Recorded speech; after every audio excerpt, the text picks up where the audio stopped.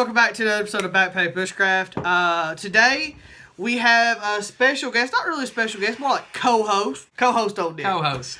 So what we're going to be doing is I got tagged by Beer Belly Travelers. They tagged me in their Dearest award, or the Dearest tag.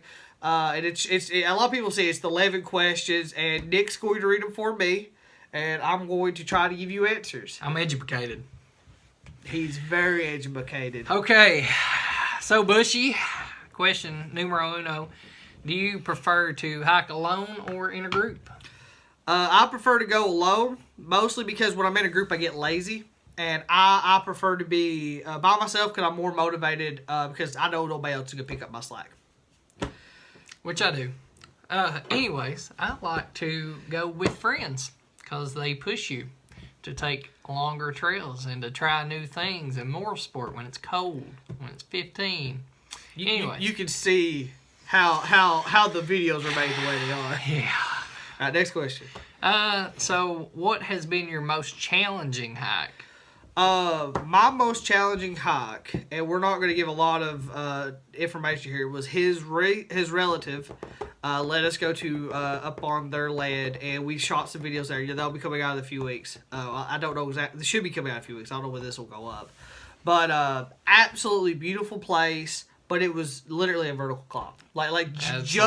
Absolutely. We don't have video of the climb. It was so hard climbing up.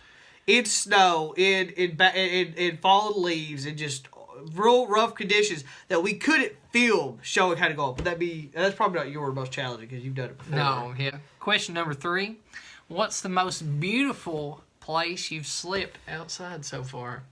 The most beautiful place I've slept outside so far, and this would even be pulling in stuff from when I was a child, probably my dad's old house. We had what I called was I guess the bottom would be another word for it. And it was just so pretty. And I remember we were camping out one time and I woke up and I saw a deer. I was a deer, I think maybe a rabbit or something like that. But I was real little. It was one of the first time I think my favorite beautiful place is about 4 years ago. I took my wife out camping, and we were about 7,500 foot elevation above sea level on a strip job, old strip mine, been reclaimed. So you got all these beautiful trees coming up and these flowers, and you can just see sunset for ridge after ridge after ridge. That's awesome. And the fog settling in. It's fantastic. Fantastic. In the summertime.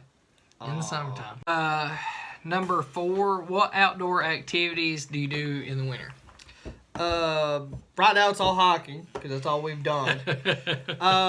Besides hiking, I also like to read. And I know that doesn't sound like an outdoor activity, but I like to read about outdoor activities. Or I like to keep my mind sharpened and keep, other stuff I did. I like to plan for my summer, really. Because to me, winter is reflection. It is. That's when you need to be inside reflecting. It is. Yeah.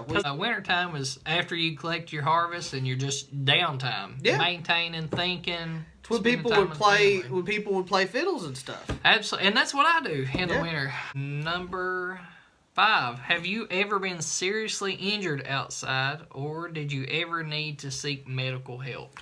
My quads hurt real bad after that last hike with Nick. Yeah. But he wouldn't let me go to the doctor, so.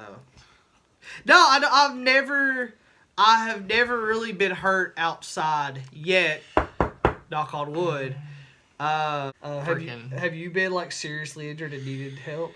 No. The only time I've really been hurt outside, and I would, in the summer, I would go out in my pajamas because, I live in the head of a holler. I don't have to worry about people. Go out in just my pajamas, no shoes, no shirt, no service.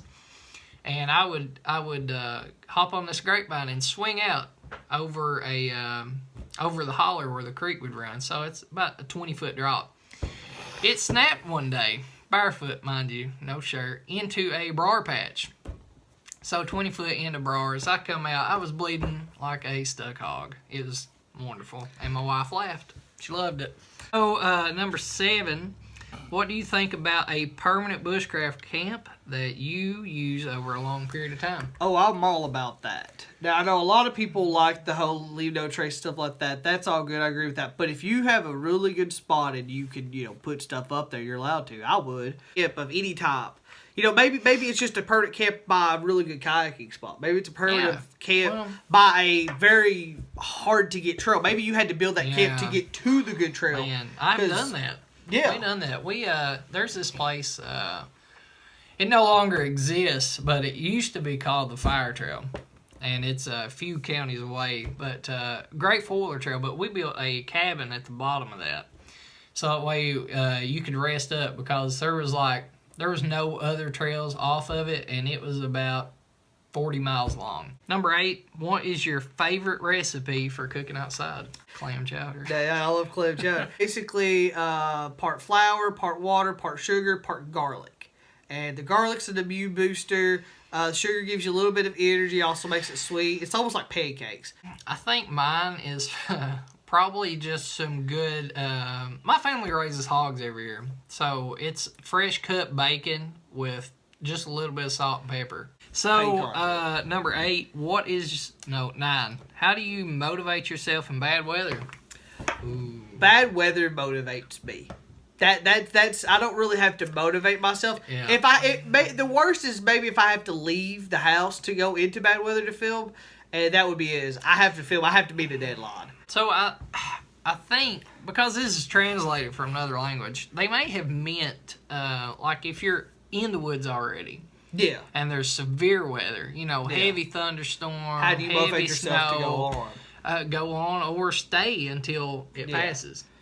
I think honestly the weather is what motivates me, because I know how weather's going to affect my body, and my choices are going to be based upon what the weather's doing. So I mean that honestly is my motivation of, if I don't get out of the situation, I'm going to die because this is weather, and I have to be careful around that. That's honestly my motivation.